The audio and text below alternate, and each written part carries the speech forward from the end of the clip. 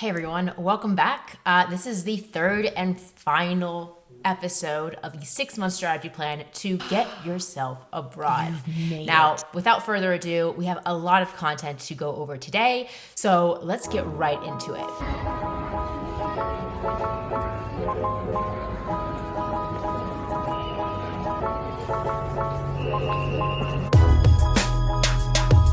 All right, so if you're jumping right in today, I would highly suggest that you watch parts 1 and 2 because those are actually the more critical aspects of planning your life abroad.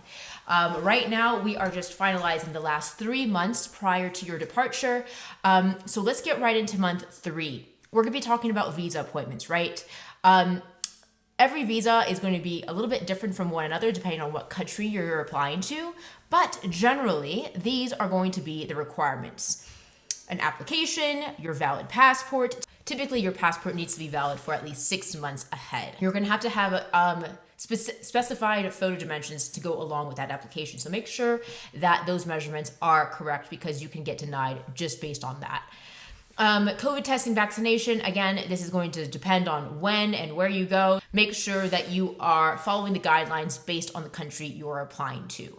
Financial documents, so this is going to include your bank statement or any other type of proof of income to show the government that you can prolong your stay for a certain amount of time that you're applying to.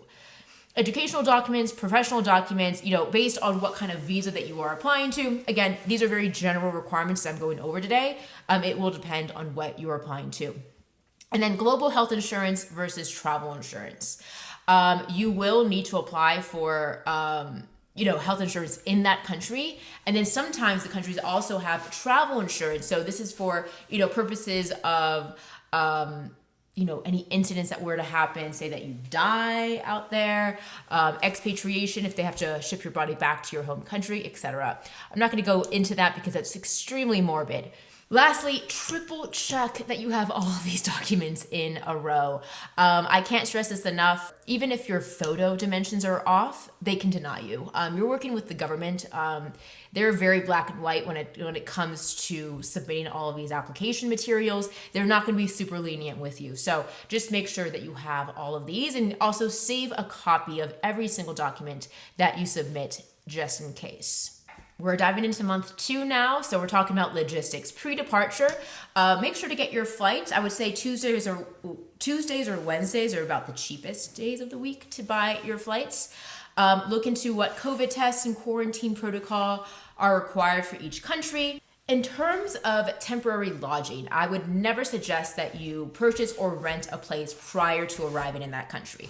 Absolutely, you can have appointments scheduled, have those ready to go before you arrive, but I would stay at an Airbnb, a hotel, a friend's place while, maybe for the first 3 weeks while you're there, while you check out the places that you've already made the appointments for. I would never pay any deposits prior to seeing the location. There's a lot of scams out there, and you don't want to get into that situation where you lose a lot of money.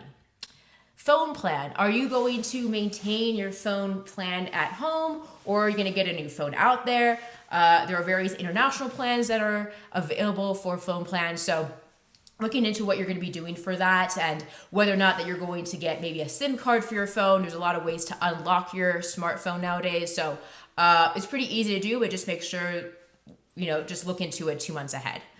So subscriptions would entail anything that is coming straight out of your bank account on a monthly basis, car insurance, electricity bills, even Netflix or Hulu, whether or not those services are going to be available in the other countries.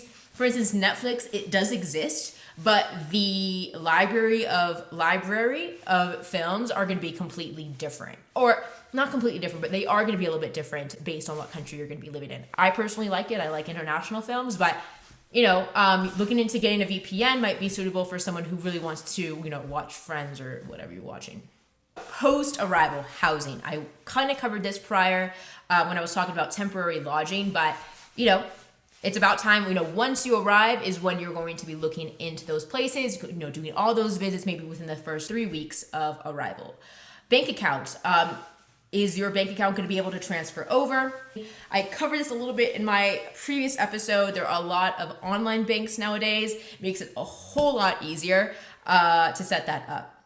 So taxes, again, I'm not going to go into this a lot because I am definitely not an immigration lawyer, but it is important to know what your obligations are for paying taxes if you're living in that country or not. Like I said, the US and Eritrea are one of the 2 countries in the world that require you to pay taxes in that country, even if you're not living in it. But if you're a citizen of it, you still have to pay taxes.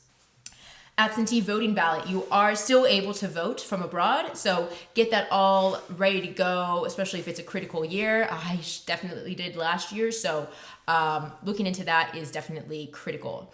And social groups. There are a lot of groups out there, meetup.com, Internations, Couchsurfing. So join those groups and get to know people.